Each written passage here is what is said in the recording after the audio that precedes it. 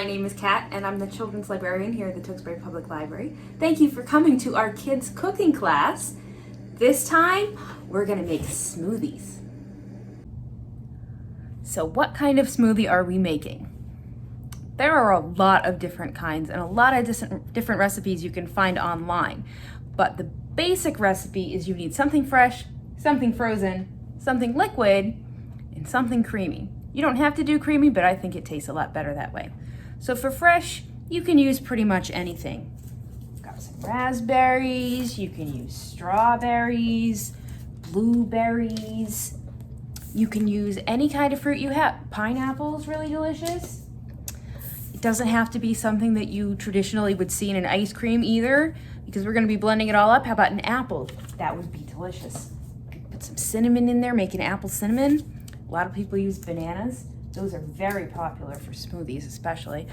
And it doesn't even have to be fruit. You know what? Sometimes I put some veggies in. I like carrots. Bell peppers are really good. You can throw some spinach in. It's up to you. Now for frozen, anything that you have fresh, you could have frozen. If you have frozen bananas, any kind of bananas help make things really creamy. We'll get to that in a minute. But anything you have will work, fresh or frozen. You want to have a nice blend of about 1 cup of fruit, whether it's fresh or frozen. If you don't have any frozen fruit, that's okay. We'll just add in some ice. Next up is liquid. Now you, again, can put in pretty much anything you want. You can put in milk. You can put in orange juice. You can just put in some water. That works fine. Really anything at all that you can think of. Lemonade would be delicious and make kind of a strawberry lemonade smoothie. It's totally up to you. Now you don't have to have something creamy, but I really like it when they're creamy. So I usually put in yogurt. Bananas actually make things very creamy, so we can move that one down here too.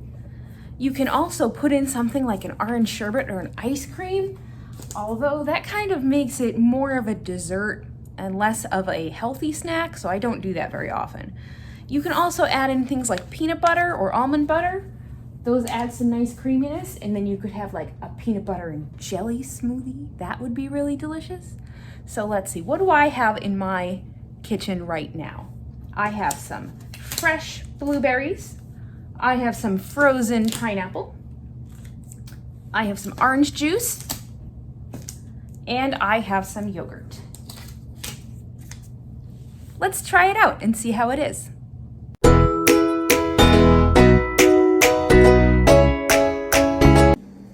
All right, let's make a smoothie. First, if you have long hair, you want to tie it up.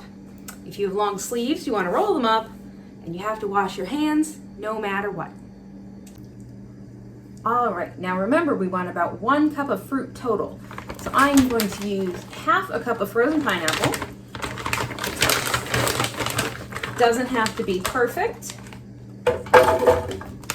I'm going to use half a cup of fresh blueberries. Whoops, they're falling all over the place. Clean that up. We will use half a cup of orange juice.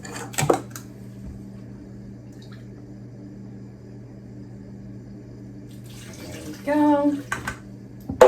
And for the creaminess, I have some vanilla yogurt here. I'm gonna put that in too, and we'll use about half a cup of yogurt as well.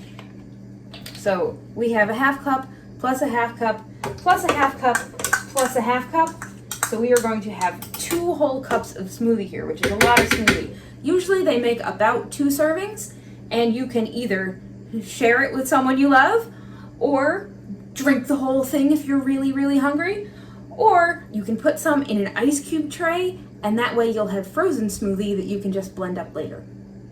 Here we go.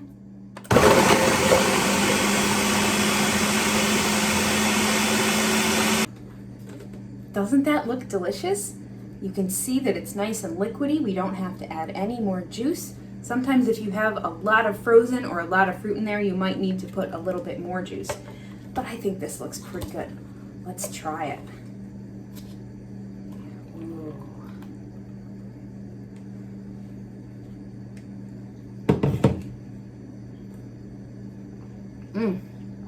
That is delicious.